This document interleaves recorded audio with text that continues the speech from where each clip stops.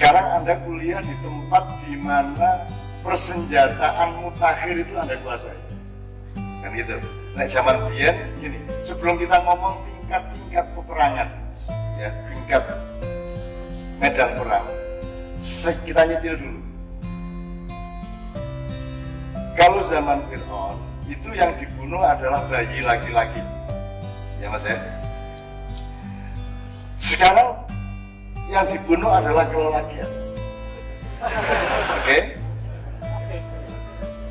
Jadi dulu ada teknologi persenjataan dari zaman kuno dulu, ada pakai kayu, batu, sampai kemudian bendo, parang, sampai kemudian pedang, dan puncaknya di Jawa adalah keris. Keris sudah tidak hanya material, dia sudah mistis, dia sudah merupakan senjata yang punya resonansi multidimensi. Dia tidak hanya berakibat melukai badan, tapi dia juga bisa memiliki akses-akses yang sifatnya non material. Nah, saya adalah orang yang hidup dari zaman seperti itu. Nah, kalau zaman dulu perang itu adalah memusnahkan orang, membunuh orang, ya. Itu dari perang dunia I, perang dunia II. Ya, Belanda datang ke sini, Portugis datang ke sini, Jepang datang ke sini, itu semua adalah medan perang fisik. Ya. Nah, sekarang ini tidak diperlukan lagi penjajahan seperti zaman Belanda dan Jepang. Sebab yang dijajah pada Anda sekarang bukan fisikmu. Yang akan dibunuh pada Anda bukan kamu sebagai manusia. Yang dibunuh adalah pikiranmu, yang dibunuh adalah kreativitasmu, yang dibunuh adalah mentalmu, yang dibunuh adalah kepercayaan dirimu. Dan relatif sudah berhasil beberapa puluh tahun terakhir ini, Anda kehilangan kepercayaan diri, Anda kehilangan kelelakian. Jole ono nek ora percaya. Angger kowe wis mlebu mainstream, misalnya kowe dadi penyiar TV, kowe dadi artis di TV, kowe dalam waktu setahun kowe langsung melambai. Karena di situ betul-betul tidak dipentingkan lagi kelelakian atau keperempuanan. Dia harus mengakses ke kedua-duanya. Dan puncaknya adalah sekarang di berbagai negara sudah diperkenankan perkawinan sejenis, lanang model lanang, agar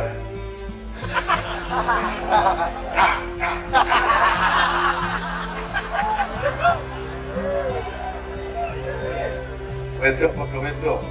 Wow.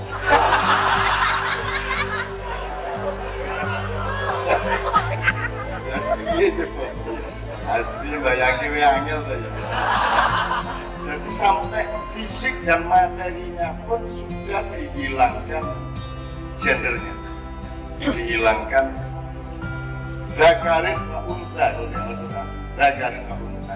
Jadi zakarin wa unsa bukan mudzakkar wa musanna wa muannas. Quran itu tidak mengatakan aku ciptakan kamu laki-laki dan perempuan, tidak ada. Yang ada adalah aku ciptakan kamu menjadi makhluk yang punya unsur kelelakian dan punya unsur keperempuanan. Min dzakarin wa unsa, dibaca bahasa Arabnya. Baru waja'alnakum syu'uban wa qabaila. Syu'uban wa qabaila itu selama ini ya bangsa dan suku, menurut orang. Itu jenis karakter, genokologi, kecenderungan mental, kategori psikologi, macam-macam. Syu'uban wa qabaila macam-macam. Gue misalnya ya, gue konco, suatu hari gue neng Amerika, gue loh neng Amerika itu mirip banget konco neng SDB ya. Meripate, itu namanya satu syuk. Ya. Jadi yang namanya suku Bondowoso itu macam-macam, bukan hanya suku dan bangsa. Ini kalau diperluas, Anda tidak lahir pada hari kelahiran Anda itu dari sopo. Wong wis ngubek-ngubek wetenge ibumu, wis marah ke ibumu, mutah-mutah ra karo, berarti kowe wis ana waktu. Maka kamu dianggap lahir ketika salah satu sel sperma bapakmu itu dari sekian juta, satu nempel di rahim ibumu, betul kan? Ya. Sel telur. Satu kali bapak meniduri ibu berapa juta sel telur yang dihasilkan oleh Bapak? Miliar. Sekarang siapa yang menentukan satu sel telur untuk nempel di rahim ibu? Apa sih dipilih kuwi kok ora sijine? Padahal ada sekian miliar kemungkinan. Nah, di situ ada sejarah. Di situ ada kenyataan bahwa free will-nya tidak pada bapak dan pada ibu. Free will-nya terletak pada yang di belakang bapak dan ibu. Katakanlah kamu lahir ketika sel telurnya nempel, gitu ya. Aneh sel telurnya tapi mau ora iki iso nempel iki mergo aku wis tahu perjanjian sadurunge. Karena bapak ibu ora ketemu ning terminal, ora nempel aku. Nah, berarti ketika bapak ibu ketemu ning terminal kae, kamu sudah lahir. Hakikatnya. Ternyata bapak ibu itu juga diterusin ke belakang. Loh, ini aku ora iso ketemu bapak ning terminal kae, nek mbah, nek bapakku berarti mbah meneh. Terus kalau dicari semuanya ada itu sudah lahir sejak Allah bilang kun fayakun, ada semua sudah lahir aslinya. Nah, cuma untuk administrasi, untuk menggampangkan, lahirnya adalah pas jepret, kue nangis. Dan kamu tidak pernah menulis skripsi, kalau di sini tidak usah ya. Kalau di IAIN, apa Usuluddin, itu ya, apa psikologi itu perlu. Apa sebabnya bayi kok nangis? Nah, itu didolei. Sing muluhi nangis ki sapa? Apa kabeh bayi ora Afrika, ora Namibia, ora Azerbaijan, ora Jawa, ora Madura mesti nangis kabeh. Mbok didolei. Mbok ana sekali-sekali ya rasa guyu ora masalah lah metu. Kalau metu di bapakmu.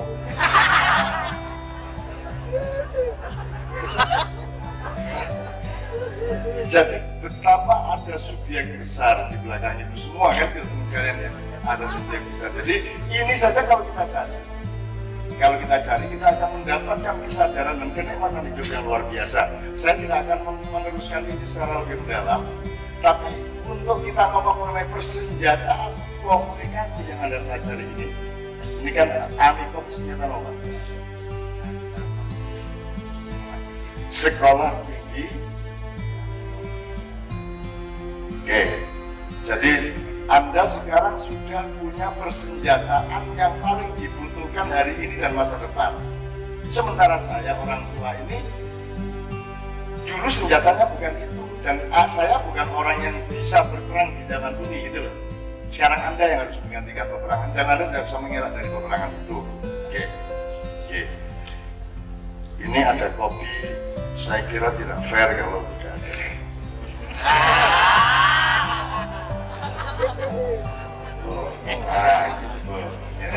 Aku orang maksud arep rokok orang. Tetapi tidak baik kalau ada orang bersyukur kemudian mengungkapkan rasa syukurnya dengan menyampaikan mantan ketua Muhammadiyah ini Din Samsu Din.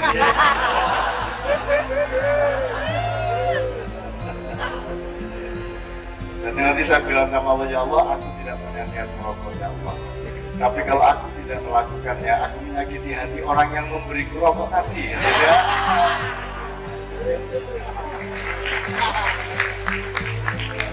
Tidak ada niat untuk mengkonsumsi rokok, ya Allah. Tidak ingin apa-apa. Cuman aku tidak akan rela hidupku ini pernah ada satu dua saat di mana aku gelak ke hati ini. Dia wangi ngaduk nur kukune mau wis ning kono kae mau. Sadurunge berangkat rene. Nasi penting. Ya Pak, kita pelan-pelan. Ini ngomong nanti kita akan ngomong, ini sudah ngomong mengenai yang dibunuh pada Anda sadari ya. Jangan sampai mentalmu terbunuh, jangan sampai kepercayaan dirimu terbunuh, jangan sampai imanmu terbunuh, jangan sampai semua faktor-faktor uluhiyah, faktor-faktor unsur ketuhanan dalam dirimu. Ini musyrik kan? ngomong unsur ketuhanan dalam dirimu ini. Tidak apa-apa. Paham ya? Apa yang selain Tuhan yang ada? Loh, iblis itu selain Tuhan, yang bikin iblis ya Pak? Nah iya ya bodoh. Posisinya sama, kamu, iblis, saya semua sama. Pohon, binatang semua sama. Yaitu Allah memecah dirinya, kita sebut menciptakan dirinya, terus dia mengambil jarak dari pecahannya itu, terus dia bercinta dengan pecahannya itu kan gitu. Terus yang pecahannya itu terus bilang inna sholati wa nusuki wa mahyaya wa mamati lillahi rabbil alamin dan seterusnya. Tapi kalau saya bilang unsur ketuhanan, emang ada yang selain Allah di dalam hidup Anda? Apa ada yang selain Allah dalam hidup ini? Apa yang selain Allah? Selain Allah maksudnya sing dudu Allah ya apa? Tidak ada. Akhirnya udah medeni gue balik, gue jauh pidato nih gue no Ustaz tidak ada loh selain Allah. Berarti sebenarnya aku ini juga terus gue sembahyang, insya-Allah sembahyang kepada Allah. Masa anak jeruk, ngombe jeruk ya kan? Oke, tapi ini semua kan bahasa, ini semua kan retorika, ini semua kan apa namanya komunikasi yang Anda pelajari juga. Oke, nanti kita pelan-pelan, tapi saya minta satu nomor dulu. Ingat soal yang dibunuh bukan wong lanang, sing dibunuh adalah lananganmu, ya. Lananganmu, lanangan itu artinya ya. Apa terus kalau perempuan itu tidak? Nah, gigi bahasa Indonesia sih, sorry Pak, ya aku terus ngomongnya nih gitu. Nek ono wong ampuh, jujur wong jantan, gitu kan? Terus nek ono wong curang kok betina kamu, nah salah meneh. Berarti nek wong wedok lambang kecurangan gitu, salah meneh. Berarti bahasa tidak sanggup menjelaskan kehidupan, betul nggak? Tidak sanggup. Jadi kalau jantan kayak wong itu, wanita yang pemberani aja disebut jantan, kayak lanang tenan kayak lu gitu. Iya gitu. Jadi ternyata kata itu jangan terlalu dipercaya. Yang harus Anda percaya adalah apa yang disampaikan oleh kata itu. Itu ya Dek ya. Jelas ya? Tuh, jadi jantan betina ini juga maksudnya jelas tapi diskriminatif juga. Jadi wanita itu juga sebuah dimensi yang luar biasa, laki-laki juga sebuah dimensi yang luar biasa. Nek anggap diterus sebenarnya wanita adalah dimensi yang paling tinggi, karena wanita itu diterusin dia sampai ke puncak kelembutan. Kalau laki-laki sebaliknya, mana yang lebih menang? Kelembutan apa kelembutan apa kekerasan? Itu ya, nanti kita cari bareng-bareng. Pedang yang tajam adalah bukan pedang yang bisa memotong pohon itu, tapi ketika ada kapas melayang-layang, pedang itu menebas, kapas itu terbelah tapi tidak bergerak dan tidak berubah arah. Itulah pedang yang ampuh. Jadi kowe aja wani-wani karo wong, kowe mesti kalah. Mesti kalah. Kowe untuk dadi wong lanang wis jamu iku. Koyot apa piye? Terus segala macam digoleki. Golek gajah. Segala macam wis ngemutake. Lah wong wedok ya ora apa, wong wedok ngene dadi ya. Jadi mereka pendekar yang lebih sakti dari laki-laki. Karena kalau laki-laki harus membuktikan dirinya, dia baru laki-laki. Kalau wanita, dia diem saja, dia tetap wanita. Itulah keagungan, kan gitu kan? Jadi gue rasa wani-wani karo wong. Luar biasa sebab masa depan orang Indonesia tergantung 4, sampai udah punya 2. 1, pastikan anakmu akhlaknya baik. 1. Kalau akhlak berarti belakangnya ada akidah, ada iman, depannya adalah manfaat sosial. Baik. 1, akhlaknya. Sebab apapun yang kamu miliki, keahlian, kepakaran apapun, kalau yang syarat pertama ini tidak dimiliki oleh anak-anak kita, itu tidak ada gunanya, paling akan merusak saja. Nomor 2, Anda harus militeristik kepada diri Anda. Anda harus dalam tanda petik keras kepada diri Anda. Harus berani mendisiplinkan dirimu. Dan universitas Anda merangsang disiplin itu, membuat atmosfer supaya Anda punya disiplin dalam diri sendiri. Kalau yang disiplinkan dosenmu, mungkin Anda tersinggung, tapi dirimu yang harus mendisiplinkan dirimu sendiri. Saya melakukan sejak kecil. Yang kedua ini, jadi sejak saya sekolah SD, apalagi kemudian di Gontor, di pesantren, itu saya menciptakan syariat hidup sehari-hari saya sendiri.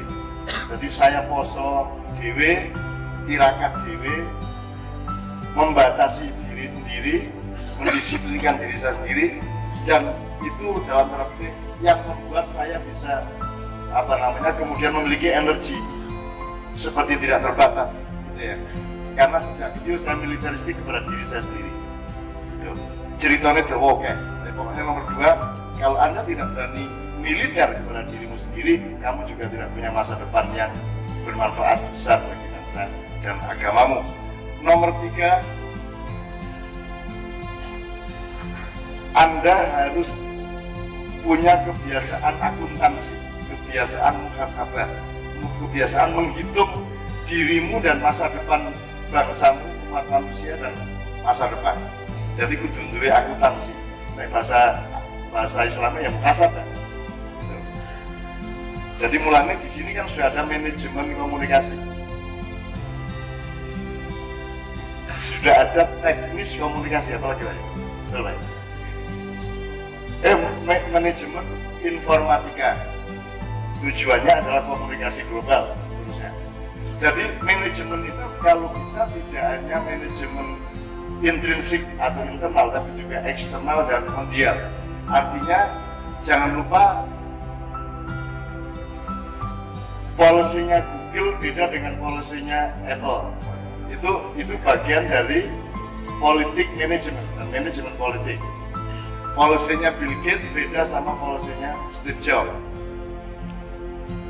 Polisinya Android berbeda sama sekali dengan Apple, antara Play Store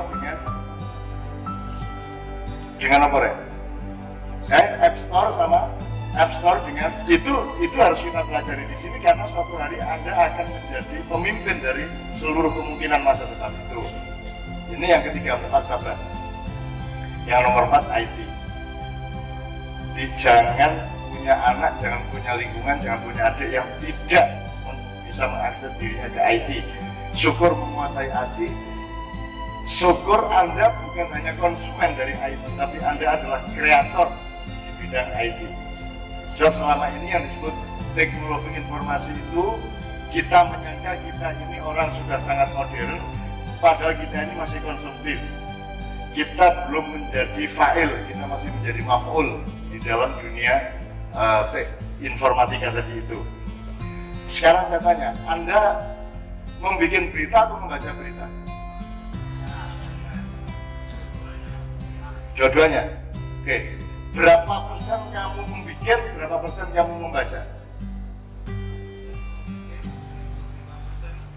Nah, 5% membuat, 95% membaca. Jadi 95% konsumtif, konsumen ya, 5% kreatif.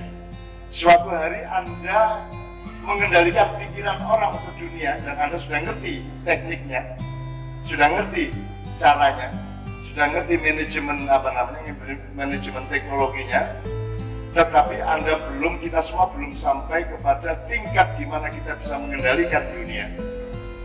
Karena kita masih dikendalikan oleh dunia. Kita masih diatur-atur, masih di brainwash. Cara berpikir kita bukan cara berpikir kita, tapi cara berpikir yang kita hasilkan dari mengkonsumsi apa namanya produksi dari informatika dunia tadi. Jadi papat tadi, nah Anda sudah punya dua, yaitu akuntansi dan IT. Nah tinggal militernya dia Pak, sama akhlaknya dia. Itu empat itu simpel aja. Kalau nggak sekolah nggak apa-apa. Kayak saya nggak sekolah, tapi saya serius keempat tadi. Meskipun yang IT saya bodoh. Nanti aku ini handphone lawas. Reso, imarnya apa?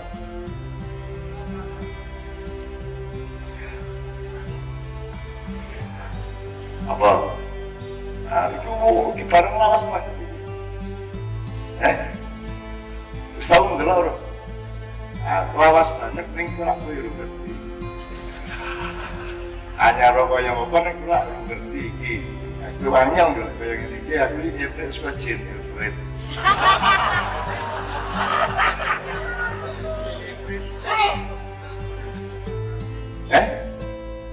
Ayam bono pernah. Gitu tuh kasing gitu nanti banting apa-apa nih rapilnya ndas mungkin nih. Untuk masa depannya yang akan kita hadapi adalah peperangan internet dan kecanggihan nih Pak G. Nah, sedangkan saya hubungan internasional ini lebih ditujukan ke komunikasi, diplomasi dan negosiasi. Nah, apakah masih bisa nih kita melalui diskusi, negosiasi dan diplomasi untuk mengalahkan sing namine Ethernet niku wau? Ada juga beberapa orang yang ingin menjadi di atas dulu agar bisa menguasai dan menjalankan apa yang dipikirannya untuk lebih baik. Ada juga yang mengikuti jalur Rasulullah ketika awal pertama kali berdakwah dari belakang, dari bawah untuk bisa mendoktrin yang lebih baik. Nah, jadi dua pertanyaan itu tadi, diplomasi negosiasi apakah masih bisa mengalahkan internet, terus apakah lebih baik berusaha menjadi di atas untuk bisa mempengaruhi nopo kados Rasulullah saking belakang dulu. Watan, terima kasih. Wassalamualaikum warahmatullahi wabarakatuh. Saya nambahin dikit aja. Seperti Pak Yanto bilang, IT itu alat. Anda nanti pelaku di dalam hubungan, di diplomasi hubungan internasional. Anda gunakan IT. Anda akan menjadi bintang di IT. Anda menjadi orang yang berpengaruh, orang yang bisa menyebarkan kebaikan-kebaikan, kebenaran-kebenaran, dan bisa melakukan perlawanan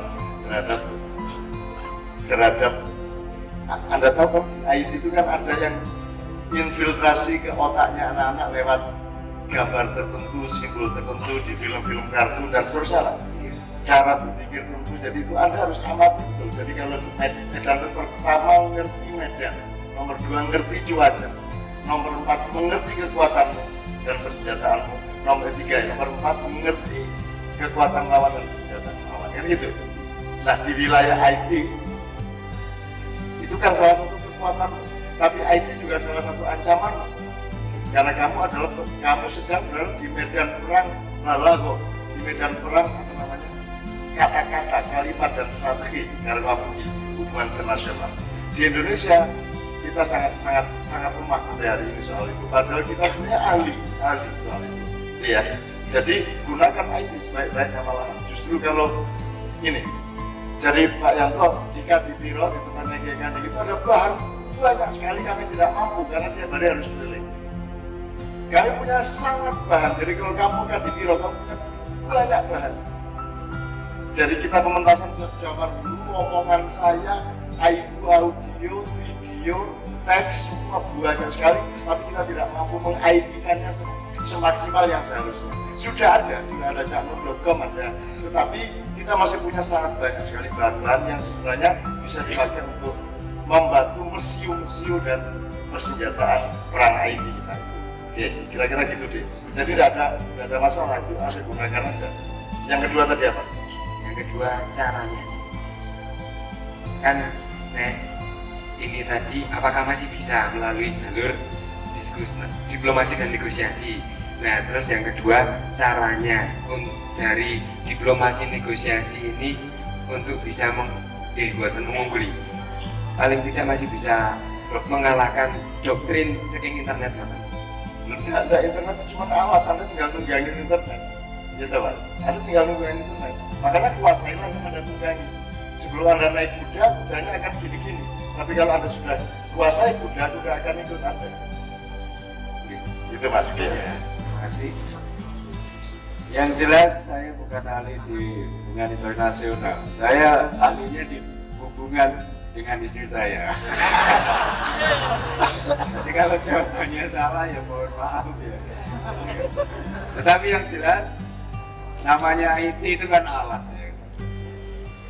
Dan hanya sekedar alat saja seperti kata Cak Nun tadi. Jadi kembali lagi, kalau di dalam komunikasi itu kan ada 5 tingkatan. Tingkatan yang pertama biasanya adalah komunikasi itu mengabaikan. Jadi kalau Anda berkomunikasi, lawanmu mengabaikan, pasti sakit hati. Yang nomor 2, kalau pura-pura tidak mendengarkan. Nah, kalau kayak begini, pasti Anda juga masih sakit. Biasanya kalau kita berkomunikasi, kita mendengarkan apa yang kita sukai. Nah, level kita biasanya ada gitu. Kemudian kalau levelnya Nabi Muhammad SAW itu lebih tinggi dari itu. Yang level keempat itu adalah berkomunikasi dengan fokus lawan bicara. Dalam negosiasi, dalam berkomunikasi, sebetulnya ini yang Anda perlu pelajari. Entah itu internasional maupun yang internal, sama saja. Anda harus siapa lawan kita? Anda harus kenali dengan bagus. Mungkin Anda kenal salah satu ahli strategi perang namanya Sun Tzu. Jadi kalau Anda tahu keunggulan kamu apa, kelemahanmu apa, 50% strategi ada di tangan. Kalau dalam bahasa Rasul itu al-quds ya kan, qud'ah. Nanti kayak kaca kan. Kemudian kalau Anda tahu keunggulan lawanmu, tahu kelemahan lawanmu, 50% strategi. Kalau dua-duanya kamu tahu semuanya, keunggulanmu, kelemahanmu, ancaman maupun peluang, maka 100% ada di tangan. Itu yang Anda harus pelajari untuk bisa berkomunikasi, melakukan negosiasi. Kembali lagi pada tingkat keempat tadi. Yang kelima itu adalah kalau engkau memahami perasaan lawan bicara. Itulah Rasul. Komunikasinya sangat tinggi. Suatu saat Ali bin Abi Thalib, ya Rasulullah, mengapa engkau mencintai Fatimah daripada aku? Nah, coba. Mungkin kita akan menjawab kalau kita, oh iya, Wong Fatimah anakku. Tetapi Rasul dalam berkomunikasi tidak seperti itu. Karena sudah derajatnya tinggi. Ya kan? Gimana? Kalau kau jadi Rasul ditanya Ali kayak gitu, jawabannya gimana? Gimana? Sakit. Oh iya kan? Nggak tahu kan? Aku juga nggak tahu. Ya kan? Ketika seperti ini coba jawabannya. Ini yang Anda harus pelajari. Komunikasi yang levelnya tinggi. Wahai Rasul, mengapa kau lebih mencintai Fatimah daripada aku? Jawabannya Rasul bagus sekali. Wahai Ali, aku memang lebih mencintai Fatimah daripada kamu, tapi Ali, aku lebih menyayangi kamu daripada Fatimah. Itulah yang Anda harus lakukan dalam diplomasi maupun negosiasi sehingga kayak Rasul. Nah, begitu Cak. Terima kasih. Assalamualaikum warahmatullahi wabarakatuh.